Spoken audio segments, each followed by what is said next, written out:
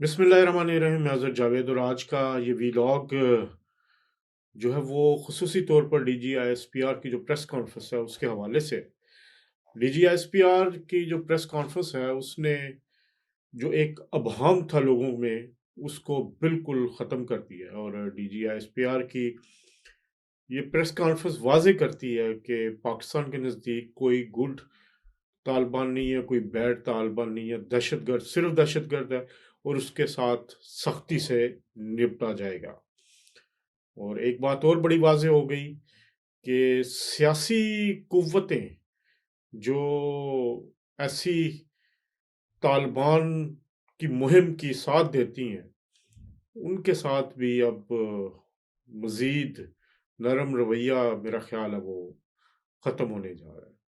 بڑی تفصیل کے ساتھ D G I S P R Ahmad Sharif صاحب نے بات کی، اور انہوں نے بتایا کہ پاکستان نے دہشت گردی کے خلاف جنگ میں بہت قربانیاں دی ہیں، اور ان قربانیوں میں پاک فوج کے جوانوں افسران کا خون بھی شامل ہے۔ جہاں عام آدمی شہید ہوا ہے ان واقعات میں، وہی ہمارے فورسز کے جوان فرنٹ لائن پر رہے اور انہوں نے دہشت گردی کا مقابلہ کیا۔ کچھ فیکٹس اینڈ فگرز سے جو انہوں نے پیش کیے، جو میں آپ سے بھی اس میں شیئر کرتا ہوں کہ پچھلے سال دہشت گردی کے خلاف 75,175 آپریشن کیے گئے، اور ان واقعات میں افسوسناک بات یہ ہے کہ 1235 پاکستانی شہید ہوئے، 5,397 دہشت گردی کے واقعات ہوئے، اور اس میں جو سویلینز کی شہادتیں تھیں اور قانون نافذ کرنے والے جو ادارے ہیں ان کے جو اہلکاروں کی شہادتیں ہیں وہ تقریباً 1235 تھی۔ 27 خودکش دھماکے ہوئے، اور یہ دنیا میں کسی بھی ملک کی سب سے بڑی انسداد دہشت گردی کی کارروائی تھی۔ تو یہ پاک فوج کی ایک صلاحیت کو نمایاں کرتا ہے، اجاگر کرتا ہے کہ پاک فوج ہر وقت حالت جنگ میں۔ اس وقت سیاست سے ہٹ کر پاکستان کے بارے میں سوچنا ہوگا۔ پاکستان کے خلاف یہ جو دہشت گردی کی کارروائیاں ہو رہی ہیں ان کے خلاف ہمیں پاک فوج کا ساتھ دینا ہوگا۔ اور اس میں جو ایک بڑی اہم بات ہوئی ہے کہ احمد شریف صاحب نے بڑی تفصیل کے ساتھ جو رول تھا مختلف سیاسی جماعتوں کا اس پہ بھی بات کی۔ انہوں نے بڑے کھل کے بات کی کہ جو صوبائی حکومت ہے تحریک انصاف کی، اس نے ماضی میں بھی ان دہشت گردوں کو واپس لا کے، تحریک طالبان پاکستان کے تھے ان کو واپس لا کے یہاں بسانے میں اہم کردار ادا کیا، اور اسی کا خمیازہ آج ہم بھگت رہے ہیں۔ یہ واقعی ایک حقیقت ہے کہ جو دہشت گرد اس وقت واپس آئے وہ انہوں نے اپنا نیٹ ورک بنایا یہاں پہ، اور جس کے خلاف اب کارروائیاں کی جا رہی ہیں۔ وزیر اعلیٰ کے پی کے سہیل آفریدی صاحب جو ہیں وہ مسلسل ان دہشت گردوں کی حمایت میں بیانات دے رہے ہیں، ان کے ساتھ کھڑا ہونے کی بات کر رہے ہیں۔ ان کے جو منسٹر ہیں، ترجمان ہیں شفیع جان صاحب، انہوں نے گزشتہ روز ایک پروگرام میں ٹی ٹی پی کے جو دہشت گرد ہیں ان کے خلاف بات کرنے سے بھی انکار کر دیا، ان کو دہشت گرد ماننے سے بھی انکار کر دیا۔ عمران خان صاحب جو ہیں وہ خود اس بات کا اعتراف کر چکے ہیں کہ ان کے دور میں ان لوگوں کو واپس لایا گیا۔ ان کی ویڈیو سرکولیٹ کر رہی ہیں، بہت ساری چیزیں اب سامنے آ جاتی ہیں، کوئی چیز چھپتی نہیں، وہ واضح طور پہ بتا رہے ہیں کہ کیا وجوہات تھیں، کس وجہ سے لائے گئے۔ اب مسئلہ یہ ہے کہ ان دہشت گردوں کی حمایت کر کے صوبائی حکومت پاکستان کے مفادات کے خلاف کام کر رہی ہے۔ پاکستان کے جو سیکورٹی فورسز کی کارروائیاں ہیں اور شہداء نے جو اپنی قربانیاں پیش کی ہیں، اب وہ اس بات کی متقاضی ہیں کہ ان دہشت گردوں کو جو ہے وہ جڑ سے اکھاڑ پھینکا جائے۔ اب اس کے پیچھے نیکسس کیا ہے؟ نیکسس ان سب کے پیچھے افغان طالبان جو رجیم ہے وہ ہے، اور ان کا جو سپانسر ہے وہ بھارت ہے، سب کو پتہ لگ چکا ہے۔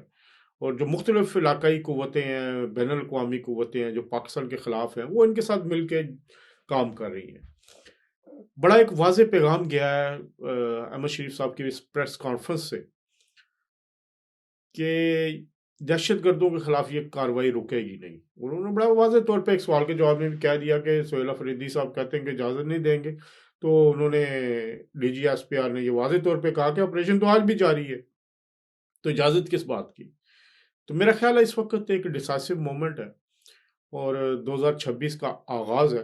اس وقت دہشت گردوں کو سب سے بڑی سہولت تحریک انصاف کی صوبائی حکومت فراہم کر رہی ہے. وہ ان دہشت گردوں کو پناہ گاہیں بھی دے رہی ہے، ان کے حق میں بات بھی کر رہی ہے اور ان کو ایک سپورٹ کر رہی ہے. میرا خیال ہے کہ شاید اب وقت آ گیا کہ اس حکومت کو رخصت کر دیا جائے جو ان لوگوں کے دہشت گردوں کے ساتھ ایک پورے کولابریشن کے ساتھ چل رہی ہے.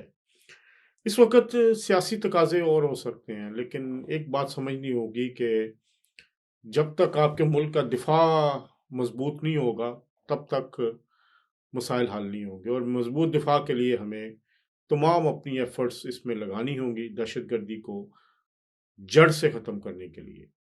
تو پاک فوج کے ساتھ جو وفاقی حکومت ہے وہ مکمل کھڑی ہے، لیکن صوبائی حکومت اس میں رکاوٹیں ڈال رہی ہے.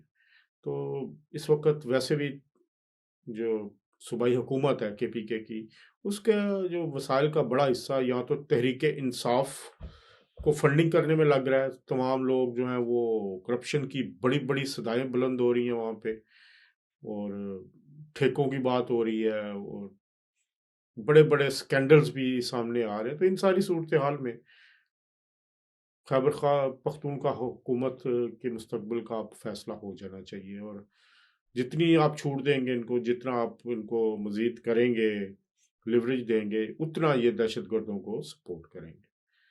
اب صورتحال اب یہی ہے کہ D G S P R کی جو پریس کانفرنس ہے آج، اس نے بڑا ایک مضبوط پیغام دیا ہے کہ سول اور ملٹری لیڈرشپ ایک ساتھ کھڑی ہے اور ان خوارجین کے خلاف مکمل آپریشن چاہتی ہے، ان کا خاتمہ چاہتی ہے. آدھا تیتر آدھا بٹیر نہیں ہو سکتا، ان لوگوں کو ختم کرنا ہوگا. اور ایک بڑا واضح پیغام بھارتی حکومت کو بھی، افغان حکومت کو بھی کیا ہے کہ اگر آپ پاکستان کے خلاف جنگ کرنا چاہتے ہیں تو آئیں کریں، اور دونوں کو پاک فوج جو ہے وہ ہینڈل بھی کرے گی اور سبق سکھائے گی. تو یہ ایک بڑی، میں کہتا ہوں، دلیرانہ پریس کانفرنس تھی جس میں پاکستان کے جو قومی سلامتی کے تقاضے ہیں ان پر بات کی گئی ہے اور کھل کر بات کی گئی ہے.